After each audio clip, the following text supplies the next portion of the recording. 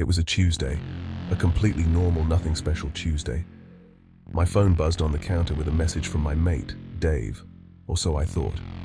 The message was odd. "Hey mate, sorry to bug you. I accidentally sent a code to your number. Can you send it back to me?" It seemed harmless enough. Dave's always having some sort of tech drama. Without a second thought, I sent the 6-digit code back. And then, poof, my WhatsApp just died. Logged me out. Gone.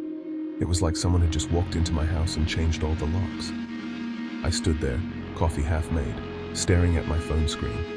It was asking me to verify my number, as if I was setting up WhatsApp for the first time. I tried, but it said the code had already been sent and I had to wait. This wasn't a glitch. This was something deliberate. In that single, stupid moment of trust, I had handed over the keys to my entire WhatsApp world. All my chats, photos, groups with family and friends. Everything was suddenly in the hands of a complete stranger. The silence from my phone was deafening. Usually it's a constant stream of nonsense from my mates, updates from my family, and silly memes. Now it was just a blank screen. I tried to log in again and again. Each time the app told me to wait. The minutes stretched into what felt like hours. I started to realize the gravity of what I'd done. That 6-digit code wasn't for Dave. It was the WhatsApp verification code for my account. I had literally just read the keys out to the burglar who was standing at my digital front door. The initial shock quickly gave way to a rising tide of panic. Who had my account? What were they doing with it? Were they reading my private chats with my wife? Were they looking at photos of my kids? My digital life, which felt so secure just minutes before, was now completely exposed. It was a stark reminder of how much we rely on these little apps and how fragile that connection can be. I had to get it back, but I had absolutely no idea where to even begin. My normal Tuesday had just turned into a full-blown digital emergency, and I was the one who had caused it. I needed a plan, and fast. Before diving into this mess, a quick note: this is my personal story. It's not professional security advice. I'm just a guy who learned a hard lesson.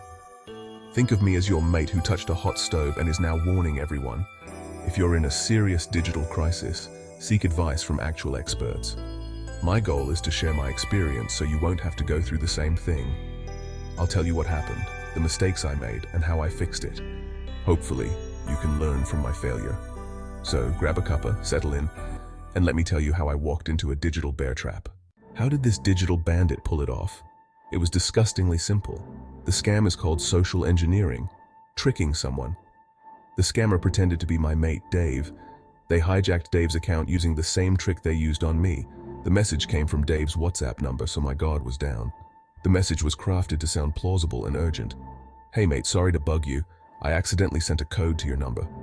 It sounds like a simple mistake. The request was the hook. "Can you send it back to me?" When you install WhatsApp on a new phone, it sends a 6-digit verification code via SMS. The scammer started the registration process for my account on their device. They entered my phone number, triggering WhatsApp to send the code to my phone.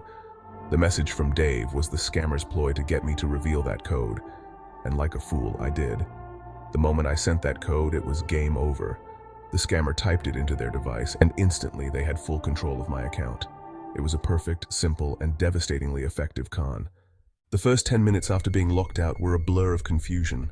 My brain couldn't process it. 1 minute I'm in, the next I'm out. I must have tried to re-verify my number a dozen times, each attempt met with a frustrating message to wait. An hour. In the digital world, an hour is an eternity. My mind raced, picturing all the things that could be happening inside my account. The confusion morphed into a cold, sharp fear. This wasn't a glitch. I had been tricked. The realization hit me like a punch to the gut. I felt incredibly stupid. How could I have fallen for something so obvious in hindsight? The fear was layered. Who was this person, and what did they want? My WhatsApp is a treasure trove of my private life. The thought of a stranger scrolling through all of that felt like a profound violation. I had to warn everyone, but how? I couldn't access my contacts through WhatsApp. Just as I was frantically texting my family, my phone started buzzing with calls. The first one was from my sister. "Hamish, are you okay? You're asking Mum for money for an emergency." My blood ran cold. It was already happening. The scammer wasn't just sitting back and reading my old chats. They were actively using my identity. They started messaging my contacts, spinning a tale of some urgent financial crisis. They were using my voice, my profile picture, and my history of conversations. The scammer was smart. They targeted the people I was closest to. They used my established relationships as leverage. The messages were crafted to sound like me.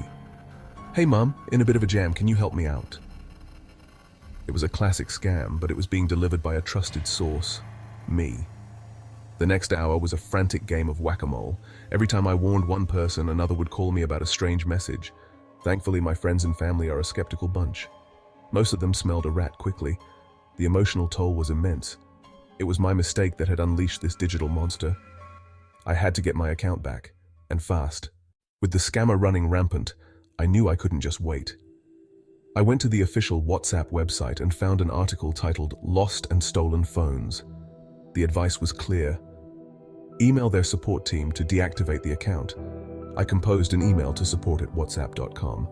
In the subject line, I wrote, "Lost, stolen, please deactivate my account." I explained briefly that my account had been hijacked. I hit send and felt a tiny glimmer of hope. Now, all I could do was wait for a response. The waiting was excruciating.